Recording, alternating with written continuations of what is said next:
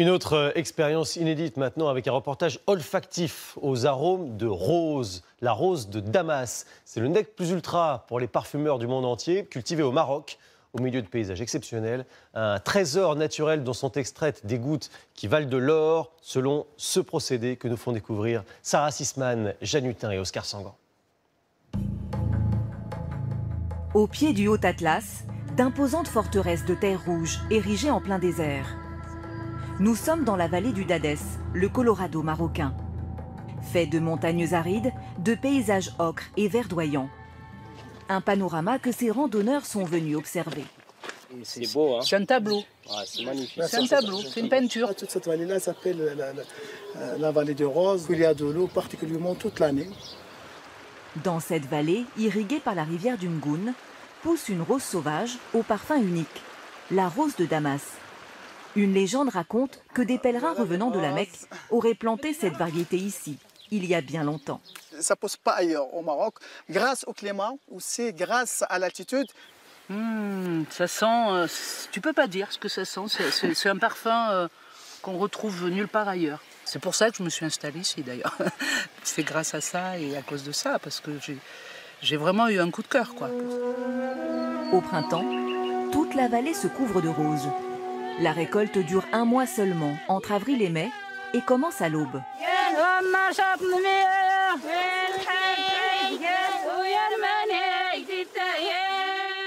Ces femmes entonnent des chants d'encouragement, une ode à cette fleur délicate.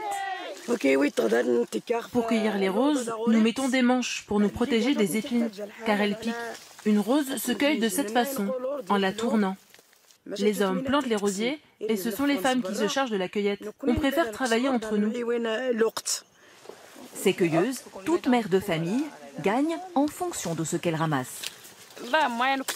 Je peux récolter 20 kilos de roses en une demi-journée. Je gagne 6 €, c'est mieux que rien. Chaque année, le secteur emploie près de 11 000 personnes. La rose de Damas, c'est la reine des roses, la plus parfumée, celle que vous retrouvez dans vos parfums et dans vos cosmétiques. Il faut pas moins de 5 tonnes de roses fraîches pour produire 1 litre d'huile essentielle de rose. Aussitôt cueillies, les roses sont amenées dans la ville voisine de Kella Temgouna, la capitale marocaine de la rose, dans des coopératives comme celle-ci. C'est la récolte de ce matin. Il faut la déceler le plus rapidement possible. Nettoyées, triées, 250 kilos de pétales sont placés dans ces alambics, chauffés à haute température, pour être distillés grâce à la vapeur. Au bout de quelques heures, on obtient de l'eau florale et une petite quantité d'huile essentielle. Les parfumeurs, c'est la petite couche d'huile qui les intéresse pour faire les parfums de marque. Parce que c'est très cher et c'est très puissant. Ça coûte entre 17 et 20 000 € le litre. Un élixir qui vaut de l'or. Utilisé dans les cosmétiques pour ses vertus anti-âge, mais surtout prisé dans la parfumerie de luxe. À 300 km de là, direction Marrakech, où sa fragrance n'a pas échappé à Abderrazak Ben Chaban.